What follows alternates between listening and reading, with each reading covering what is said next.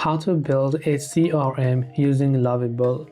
Now, Lovable is basically a free AI tool that you can use to create a certain platform and also host it for free. And also there's a paid version, but free will also help you get the job done pretty much.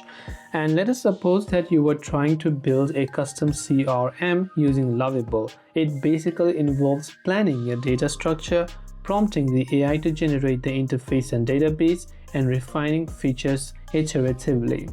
So basically, as I told, planning a data schema, initializing the project with a detailed prompt on Lovable. So you have to be very careful with your prompt as well, so that you do not waste much of the credits that is given to you on the free account. You're only given 10 credits, which is going to reset daily. And you can also integrate a backend like Lovable Cloud or Superbase for data authentication, or you can back it up to GitHub as a private repository as well, and iterating via chat or select and edit to add Kanban pipelines and dashboards as well.